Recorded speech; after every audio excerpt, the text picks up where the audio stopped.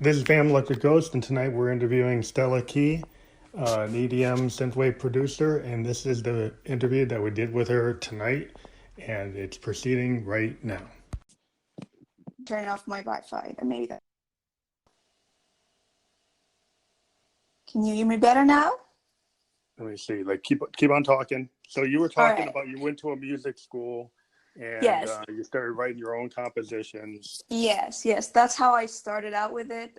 That was at the age of 16, 17.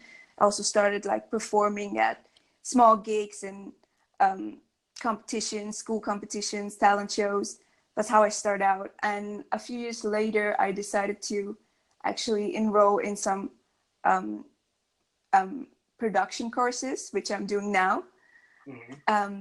That was kind of different than what I started out as, which was mainly acoustic, but just with guitar and my voice and writing and Hmm. composing. And I actually started doing production courses after a few years, which was actually also composition and production. That was the main reason why I chose to do it.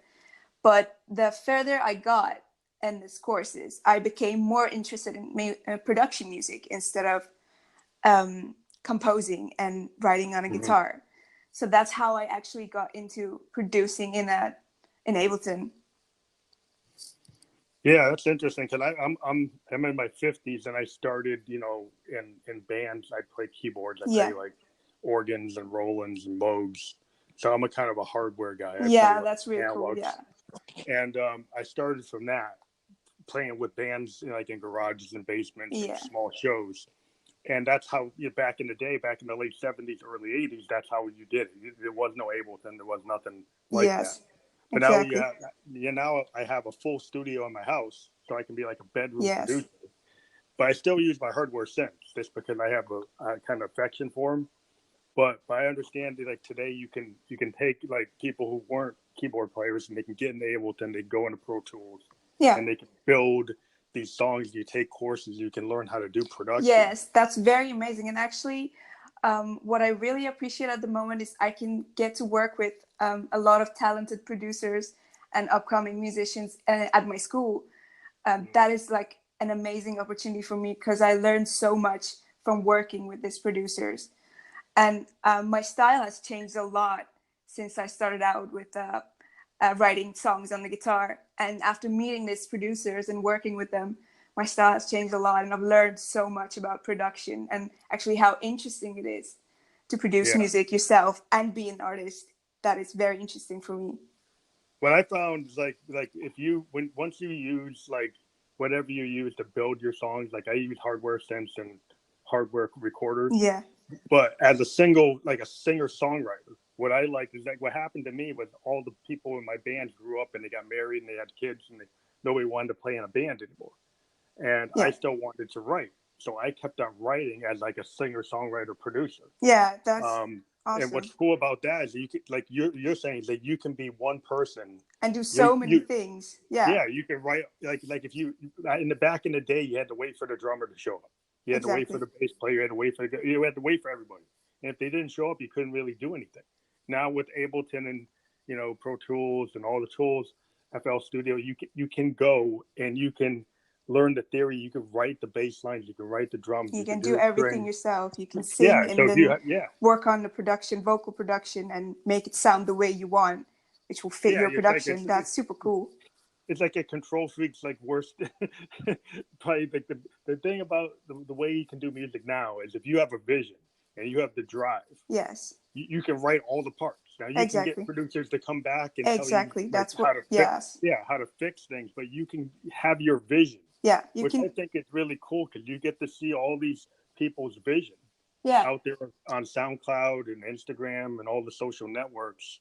And So it, you, and it, and yeah, it's so, it happens so fast. Like you have an idea, you get the mic, you record it, you lay drums under it, and a layer of keyboard or something else. And within an hour or two, you have a basic up for a yeah, track. That's you the have cool your thing demo. about it. Yeah, I mean, I just came from my studio and I was playing with a Moog, right? And Moogs and modular synths Yes. kind of drive your creativity because they're so changeable. They're not just a Yes. pad. And I just came up with something because there was this strange modulation that was happening, and you can just endlessly come up with stuff because if you have like Euro racks and stuff, you can just keep on coming up with brand new tones. Yeah, and you can put more effects on it in your DAW and even change it more and process it and make it sound the way you want it to. That's very cool about producing music as an artist. Yeah, and then the other thing is that you can throw something into a sampler and then even where you put it into a sampler on an Ableton, and you can run loops and set scenes, and you can radically change everything you did. You could be like you have endless opportunities with it's like George Martin with the Beatles. Like back in the day, he changed the Beatles and got them from Help to Sgt. Pepper by showing them music production. You know, by showing them the techniques in the studio, and they did the backward tape loops, and they brought the strings in, and they had the orchestration, and they started really thinking about songcraft. And I think that today, you know, everybody can have like a George Martin with their Ableton, you know, to kind of radically change what they were doing, you know, and I think that's really interesting. Yeah, and all you need is a vision and work hard, and if you have the ideas, you can record it and work on it, and as you said, you have a track. And it's just the way the world is today. You know, I got out here because I had a SoundCloud, and Anchor is a Spotify company, and then they said, hey, you know, would you be interested in doing this? I used to do podcasts on a different platform, and now I'm supported by Spotify. Anchor is a Spotify company. So you never know. Like, I'm a musician, but I got to be a podcaster. I kind of fell into it because I like talking to other musicians. Yeah, super interesting. I listened to your one of your other podcasts. Super interesting. Yeah. Well, I think as a musician, like, I am wide open. Like, I listen to Coltrane. I'll listen to Johnny Cash. I'll listen to Nine Inch Nails. I'll listen to Hendrix. I got like so many songs in my reference catalog. I listen to everything, you know, all genres. And one thing that kind of disappoints me sometimes with some people today, they get like stuck. Well, I'm only psytrance, or I'm only, you know, EDM. And they get stuck. And to me, that where the magic is cross genre. Yeah, but that's also happening these days. There is no more one genre. Everything is getting more mixed together, and you don't have to fit into one genre. You have endless possibilities with Ableton and Fruit Loops, or you know, when you can produce, when you have a vision, you have endless possibilities, and you can work with musicians from other, or producers from other genres. You can combine your taste and your style. So if you were going to describe what you do, how would you describe the genres that you're focused on in your music? Like on your new EP, if we look at your new album, and we look at Where the Sun Rises and Silver Haze and Before Dawn, what would you say?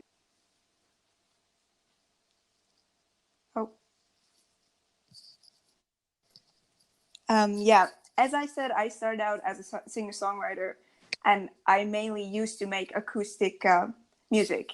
And as I learned more and more about production, I became very interested in producing my own music in the box, in Ableton. And what I really like is to combine my, so to say, roots, so singer-songwriter roots, with what I'm working on right now, which is more of an electronic bass, heavy bass music, and kind of with a dark, mysterious. Would you say it's at the same time? Would you call it like dark pop or psytrance or synthwave? Would you? I would call it. I wouldn't call it. Well, EDM is very broad. You can say like there's so many different genres of EDM, but I would say it's to do with EDM. I would call it like an EDM synthwave maybe. Yeah, maybe. More like bass, heavy bass, like mysterious EDM. That's how I would call it. Like bass heavy, like techno kind of related. Like I mean, can I come from the age of like progressive electronic music, like bands like Yes, Emerson, Lake and Palmer, P-Funk, you know, the guys who used the original Modes and Prophets and Jupiters, and that's where I come from, that stuff. But the world today is a different electronic age. You know, electronic music back when I grew up was like a Moog Mini Moog, or a Prophet 5. or Definitely different A now. Jupiter 8 or a DX7. It's kind of was focused on the synth of the age, or Yeah, a but D50. I have a feeling that it's coming back though, because even at my school where I study music production, I have a lot of fellow producers who are using more and more um, synthesizers instead of just working in a Ableton Yeah, or Logic. what the interesting thing is that synthesizer companies, like, they died, like Moog died, Prophet, they died, um, Yeah, and then they're all back. And I yeah, think they're all back. what Definitely, I people are have finding are these analog polysynths are coming, like the Moog One and the Prophet, you know, definitely. and the Prophet 6, which is a replication of the 5, but they're full analog path polysynths like Jupiters. And that gives bands, if you listen to a band like Churches, they use a Juno 106, Yeah, which gives them Junos. this kind of new wave sound. Yeah, Um, definitely coming back. Definitely yes, very yeah, popular yeah, with just upcoming producers. Definitely. yeah, because there's something about these analog polysynths. They have such a presence. Exactly. And I think you can't exactly create that with synthesizer like Serum in a Yeah, I mean, DAW. you can do really cool things in the Of DAWs. course, I work mainly in a DAW and Yeah, with Serum. and But I I've heard think your tracks. Your tracks are really deep and interesting. But like as you progress, if you add a real like SH101 bass from a Roland SH101, yeah, or you use a Mini Moog lead, or you take a Prophet 5 patch, it just gives it so much heft. yeah. That It's a that lot more alive. It's more, Yeah. even though it's still electronic, it's a lot more Well, alive than the it's kind of like electronic the you old make in Serum. Yeah. Yeah, it's the old school electronic was like thought of as the original electronic musicians. They didn't even have keyboards. They used modular synths like the Yes. Moog 55 and 33s. And they created very atmospheric, strange music that you see kids in Berlin on Eurorack nights in these clubs Yeah. coming in with these modular synths. And I find that very exciting because that kind of reminds me of what Keith Emerson used to do, or what the original guys in Yes used to do, or Bernie Yeah. Worrell used to do. And so that's kind of where I come from. But I understand where everybody is. I talk to rappers who are using, MPCs Yeah. and 808s, and Yes. Yes. That's you know, also that's yeah, also coming back. yeah, that is. But it's really interesting because you can have a guy who's like pulling John Coltrane samples and then throwing like Latin rhythms on it. Yeah. Or you take a Johnny Cash sample and then you create some kind of like country hip hop song. Yeah. You can do a lot of strange like Yeah. Exactly. versions today, which I think are very exciting. Yeah. And it's also a different workflow, I think, than working in Ableton in the box, which can be very interesting for your process and what Yeah, you end up making. yeah. What I've done, which I don't want to get into too much what I do, but I'm kind of old school. I used to use Tascam 4 trackers, so I continued to go in that direction, and I don't use DAWs initially. I use Zoom R24s, Yeah. and I record directly into like a hardware recorder. Hmm. Because that gives you the kind of feel like you were running on a reel to reel, That's very or cool. Yeah, that's very cool. and it allows you to have this kind of randomness to your electronic recording that you can't get when you're in a DAW, because the DAW kind of forces you to keep on trying to make things perfect. Where like if you do it the old way, it causes more experimentation and happy accidents. Yeah. So that's kind of where I live, but I understand that the DAW, and I've worked with people in FL Studio and Pro Tools. I've worked with other people that use it, and then I bring in my kind of stuff because Yeah. they look for me to do that. But yeah, it's just interesting the kind of music. And you describe yourself as, you're a female producer, but you combine many genres and many Yes. styles. But you Yes. also talked about you had like Eastern roots with a Western upbringing. Can you like Yes. elaborate on that? Yeah, that was the concept behind my very first release that I actually got on Spotify. How I would describe it is I've actually used some Eastern influences and instruments like the sitar. Yep. And I also used the Phrygian scale. So that was for me the representation of like the Eastern melody. Cool. That's how I try to combine it with a heavy bass electronic music that I make. And because it was my first release, that was the whole concept behind it. Because I have Asian roots, and for me that was something that I wanted to get out as my first release. So that was the whole concept behind it. Yeah, that's really, I love it when people bring in that kind of, different places that you can pull Yeah. sound from. Like it's cool to be like in a pop genre, but when you bring in Eastern kind Yeah. of mysticism, when like when the Beatles did, when they brought in a lot of Hare Krishna kind of concepts Yeah. that they brought into their music, it changed it and it Yeah. gave it a different flavor. And it's And always I also interesting. think it makes it more personal because I have Eastern roots and I combine that with my Western upbringing. Well, I And think that's it, how I yeah, made it I more think singers, personal for me. I think singer songwriters, what we always look to singer songwriters to actually hear that personal expression that Yeah. the singer songwriters bring to the table, that they're telling a story like an author, Yes. or like a director of a film, like a great director Yeah. or a great actor. They're kind of method acting, or they pull something that makes you drawn in, and you feel like they're really revealing themselves. Yes. And I always like that about singer songwriters that do that, because it to me is like, it's like reading a novel, Yeah. like an audio novel. And so I find music to be very powerful in that respect, and I really appreciate and respect artists that put part of themselves. Yeah. People kind of put lots of levels over what they do, and you never really know how much of themselves. But Yes. but when people put that personal touch, I think it's reflected in the feeling that you get. Yeah. And even though I do still do a lot of singer songwriting and I collaborate with other producers, I think you don't have to write lyrics to tell a story. You can also do it through a production. And that was what Oh I yeah, was trying to sound. do.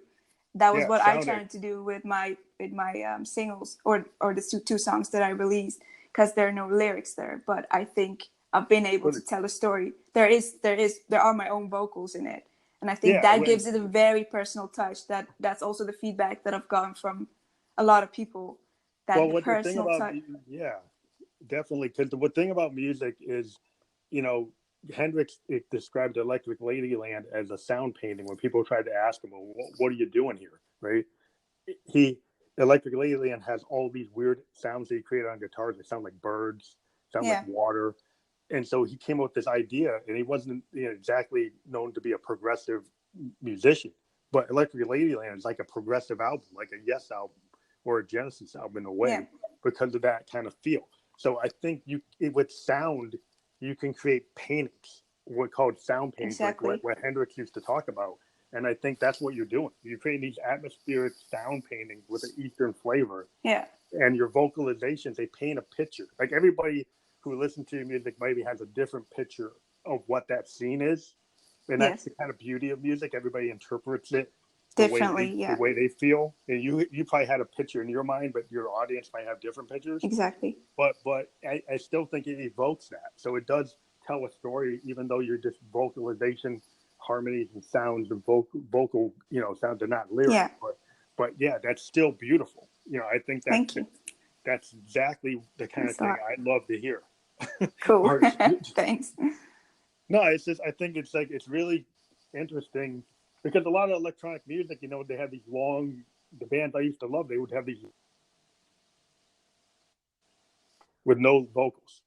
Yeah. The guests would go on for like 20 minutes and have this picture where they would maybe mic a forest and actually get the sound of the forest to Yeah. come in on the recording.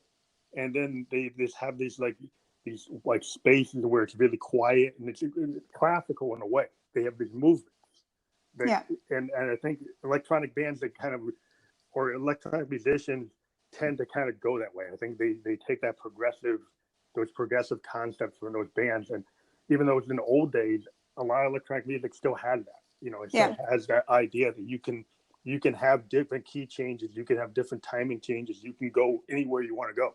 Yeah. And I think that's the beauty of the genre, because you can just keep on pushing it. Evolving and yeah, creating. Yeah.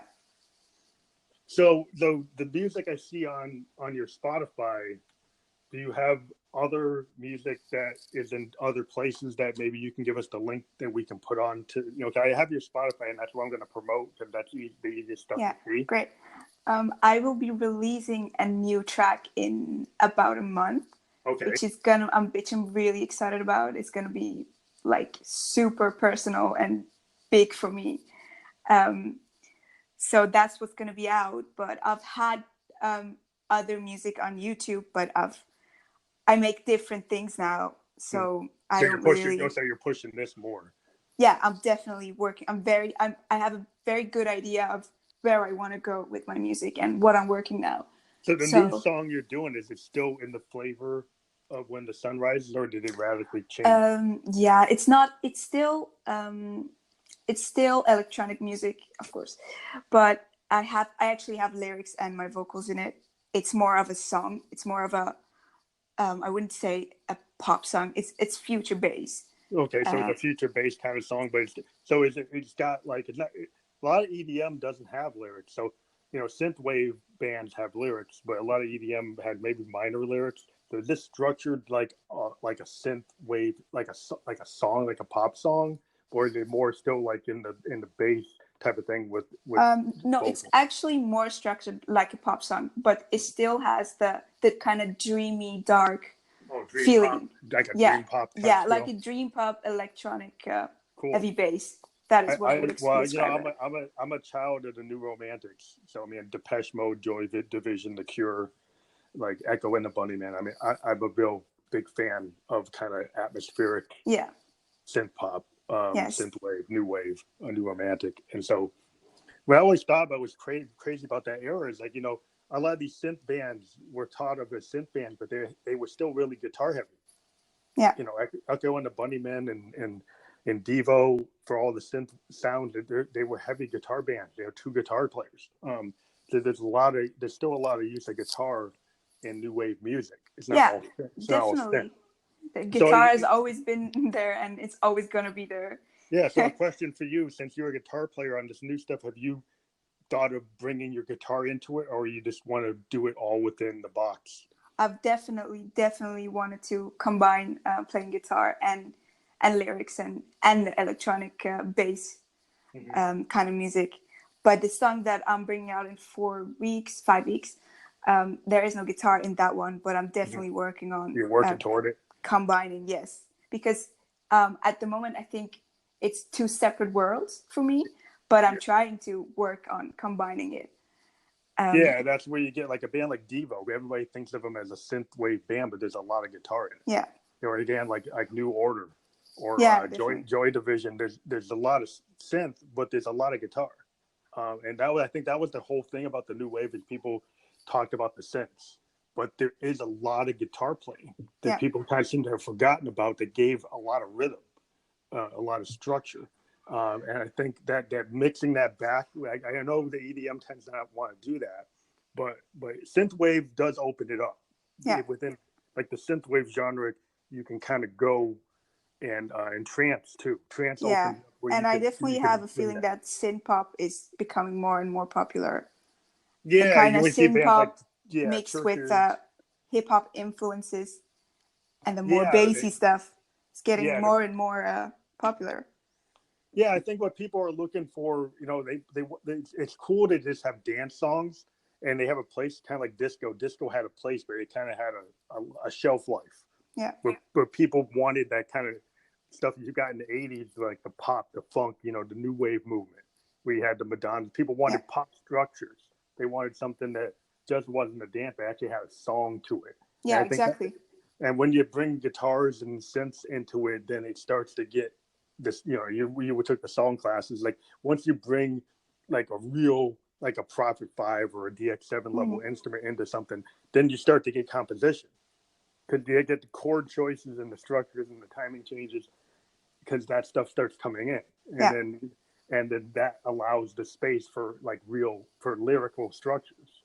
And I think that's one thing that I always kind of like. I love EDM, but sometimes it's like, okay, it kind of runs out of like creative space if you don't start to mix it with other things. Yeah, exactly. That's why I'm really working towards mixing EDM and more of guitar and my own vocals and lyrics and singing.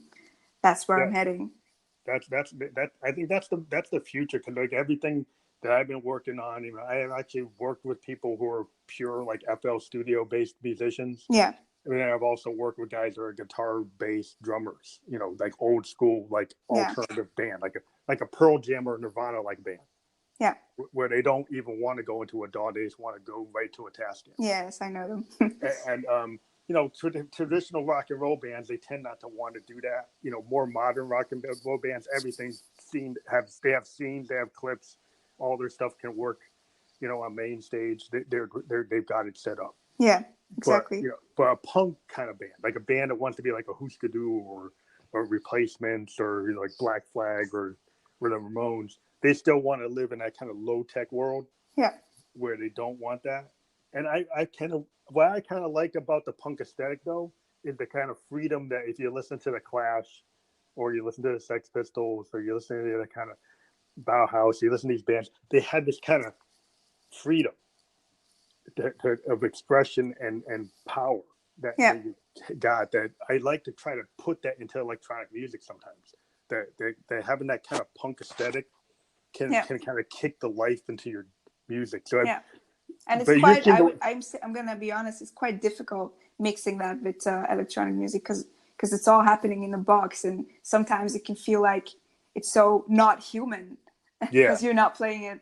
It's not live. It's so not human. That's why I think it's great to combine vocal layers instead of only like lyrics, also vocal layers, and throw a vocal in a sampler and try to combine that with the more electronic music.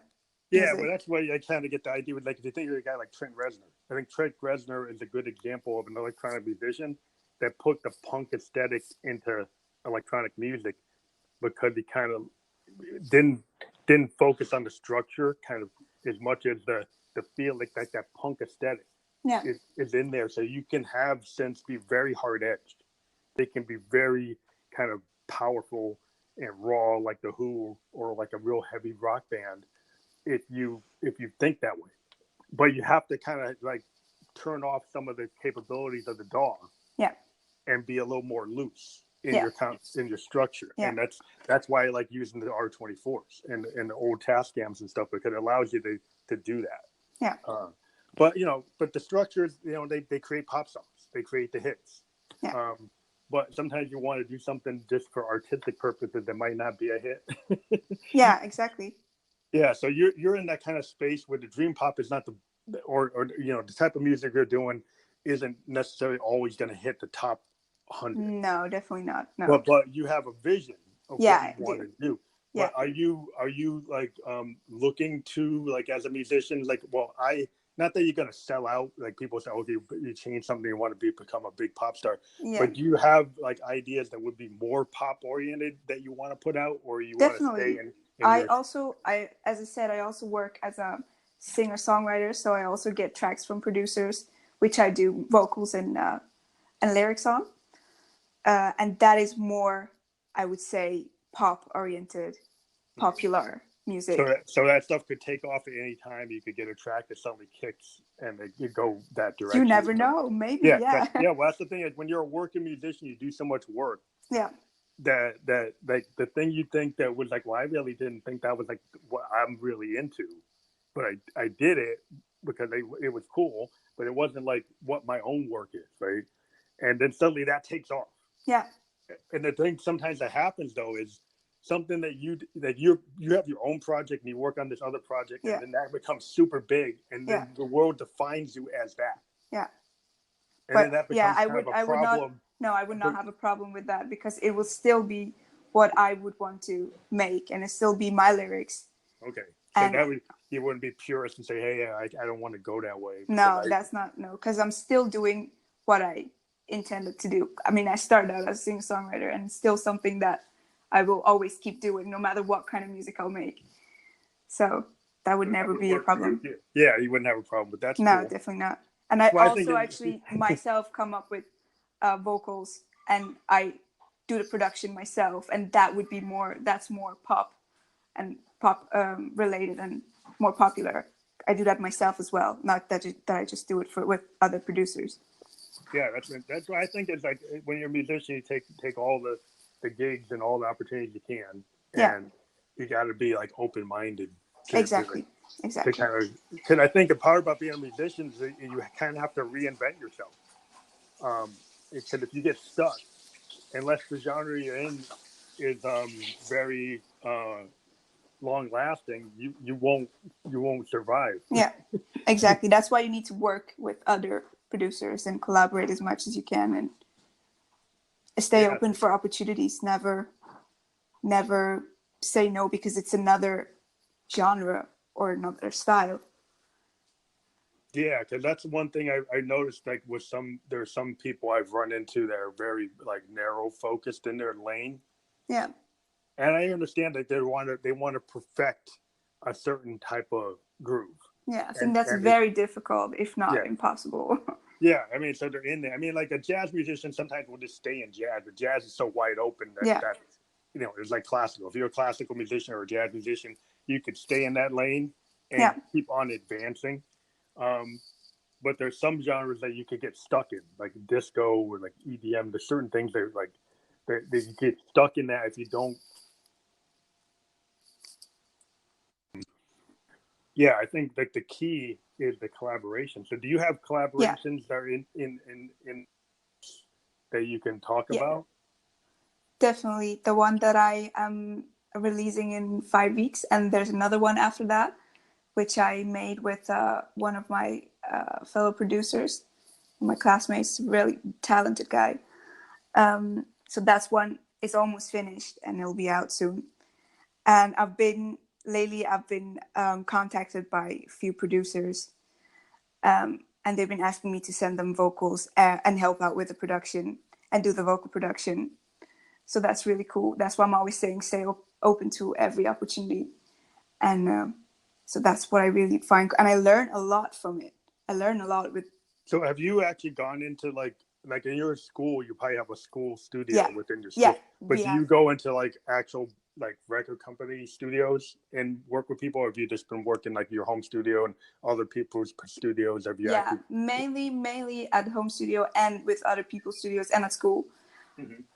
So that's why I'm Well, that's what I'm working on now. The studio network that used to exist, that was like the gatekeeper to all musicians. Like you couldn't really record unless you could get to Olympia or Sunset Sound or Electric Lady. You couldn't get, you couldn't really record unless you got to somebody that had decent, you know. And if you didn't go to the big ones, you know, you might not get that tape heard by anybody. But the cool thing is, we actually have quite big studios at my school, and they're very professional. And we have so I have the opportunity to get the best quality that I can get.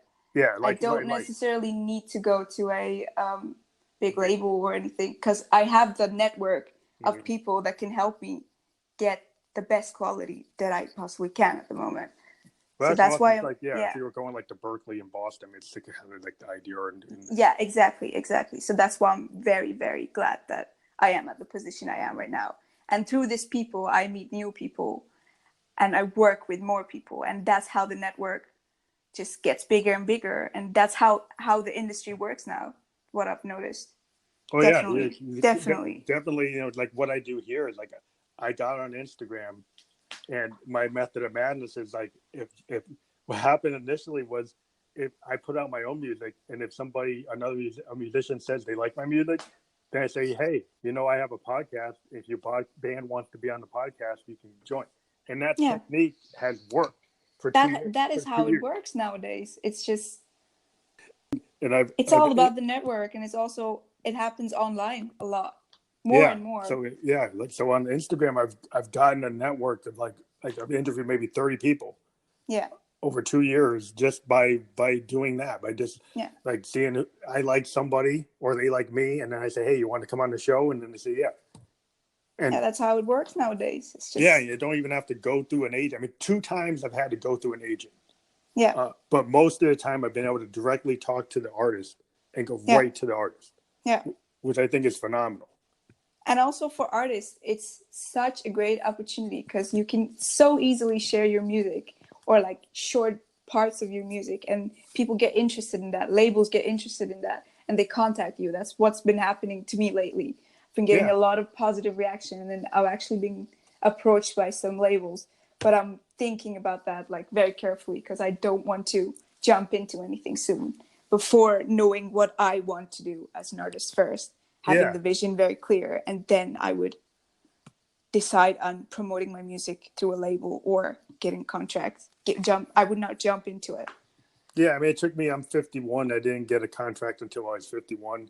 And because the way I write, I wanted to kind of I write a lot and I have a lot of compositions. So I basically was waiting for a company that was going to give me what I wanted. And so I got it. You know, they found me on Instagram. They found me on SoundCloud, you know, my label. And they basically gave me a distribution deal where I can pretty much put out whatever I want. So that is what I was looking for. Yeah. And that's what I got. But I mean, that's what I was searching for, and I waited till I got it. Yeah. But that's kind of like you choose what you want to do. I mean, if some people want to get on stages and they want to get in front of people and they want to get into videos, so they'll go to labels that can do that. But you know, it depends on what you're looking for. You do what you want. Yeah, exactly. So it's great. I mean, I think it's really, really interesting to be able to talk to people from all around the world, you know, and you know, see where music is going. And I think exactly. That's what I love about the net, because I mean, I've talked to people in Denmark, South Africa, London, you know, Canada. Yeah, that's super Japan. awesome. You like, know, it's not just like US acts. I'm not just limited to just talking to bands in Chicago and, you know, Los Angeles and Boston. You know, that's really cool. I think it's wide open. Yeah, because there's so many things happening in the music, and it doesn't necessarily have to happen where you are. It happens around the world, and it's so cool that you can connect with those people who make those things happen. Yeah, I think that's the future, because when you see these big festivals, and you see these bands that are from all over the world. Yeah, exactly. And people collaborate over the internet. I've also done that. You don't even have to physically be at the same place. Well, I recorded an album with an actress in Los Angeles, and we never met. Yeah. She was in FL Studio. I was in my Zoom R24. We had meetings on Skype, and we moved our files through Google Drive between her FL Studio and my R24, and we would have meetings like every night going over the tracks, and it worked. We put a record out, and you know, I done the same thing with a band in New York City. I did a small collaboration with an artist in Denmark, and like I never physically met any of these people. Exactly. Yeah. And so it's totally doable in the way the world works today. Yeah. That you can do that. And you used to have to go to Sun Sound or Olympia recording studio. You had to get a budget. You had to have, you know, your agents and everybody involved and do all this stuff. And you don't have to do that anymore. Yeah, exactly. Nowadays you can just send them a message and ask them, hey, do you want to work? I have an idea. Do you want to work on this? And so many times they do respond. There was so much legal contracts that it was very hard to collab. If somebody was on the label, like the label might not want you to do that. Yeah, exactly. And you couldn't even talk to somebody from another label. Exactly. It was like the walls and the gates, which I think collapsed and allowed like massive level of creativity. Where exactly. If your agent wouldn't let you talk to a competing artist on another label, but you're in the same genre and you wanted to work, until they got the deal, the right deal, you couldn't do it. But you know, now if you meet somebody or you got a vibe with somebody on the net and you hear a track, and then you could actually do it without having. Yeah, you just send them your track and you're like, oh, do you have a cool idea for vocals? Or I have vocals. I do that a lot, actually. Yeah. How I work with people, I send them vocal ideas and they build a track around it and then go back and forth till it's what we both agree on. Yeah, back in the day, that would be very hard to do. You know? Yeah, almost impossible, I think. Yeah. Your agent would be like yelling at you, and then your label will be saying you can't do it, you can't put it. Even if you went to do it, they said, well, we can't put it out. Yeah, but the cool thing is also you don't have to have a label. There are so many ways you can promote your music. Oh yeah. And there's so many networks. You can get on so many Spotify playlists, and then you don't even have to have a label to promote your music. That's very cool about I mean, thing about social media. Yeah, the playlist system that's out there yeah, you can get on them without even being on a label. And that's like the key for being indie bands. You know, a lot of major bands have dumped labels, like bands like Radiohead and Pearl Jam. They're on their own label. You know. Yeah. Yeah, And I know a lot of people around me that are actually releasing music independently, and they're doing pretty good. yeah, And they don't need a label. yeah, you really don't. I mean, I was a SoundCloud. Still a SoundCloud artist, and I got this program from being on SoundCloud. Yeah. So there's a lot of things you can do without even being on. I mean, I got this before I even got my label Yeah. deal. But you know, it's what you want. You got to find the right. You know, if you want to Exactly. go that way with the label system, there's some things there are advantages to it. But yeah, a lot of things for years I wasn't on one, so I totally get it. You know, I was just on Bandcamp or SoundCloud or pushing stuff on YouTube. I mean, that's what I was doing. Yeah, I think it's about getting in the right network of people. At least that's how it works here, where I'm from. Mm-hmm. It's just about being in the right network and having the right people around you, and be willing to go out there and send your music to those people and want to work with them. Yeah, That has helped me a lot. That has helped me a lot lately. I think you also have to be open to, like, you know, people reviewing what you're doing and giving Exactly. you creative, you know, constructive criticism. I think Yeah. as an artist, you never fail. Like, you should never not try something because you're scared it's going to Exactly. fail. You should always do it. And if you got to, you know, when you're failing, you're actually creating something new. And, Yeah. and eventually you'll get your legs on it, and you'll kind of fly away Yeah. like a butterfly. But it's also a great test for you as an artist to overcome that fear of criticism. And then if you do that, if you send out your music to people you want to work it with, and you ask them for what they think of your music, real honest opinion, and you getting over that fear, that's what's very important to every artist, I think, or producer. Yeah, I think that's how you grow as an artist. Like, Yes, exactly. You won't get outside of, like, your bedroom studio if you're not willing. If you don't, yeah, exactly. You know, because you have to be willing to, like, see where you can do collaboration. And you know, for the first time, I got on this label, Mojo Heads, and Yeah. like Brian Eno actually looked at one of my songs. Oh, that's really cool. And I think it's also very scary, to be honest. That Like, was real it's scary. very scary to have like people who are actually really good in what they do, and they'll be giving you feedback on what you do. I've had that, and it's a bit scary. What was crazy was they found a song on SoundCloud, Mojo Heads, and Eno was like their A&R guy, and they looked at one of my songs, and they basically said, okay, we really like this, but we're gonna do a 50-50 on it. We like what you did with your Moogs and all the stuff I did with my Eurorack. They liked this track I did, and they then brought a guy in that did like a you know, a DJ EDM kind of guy, and he did a really good drum beat on it, and he did some mixing. And the original song was like a 6-minute song, and they brought it down to like a 2-minute song. Mm-hmm. And then they restructured where the lyrics were. I mean, they basically, you know, moved it all around in Ableton. Yeah. But they kind of,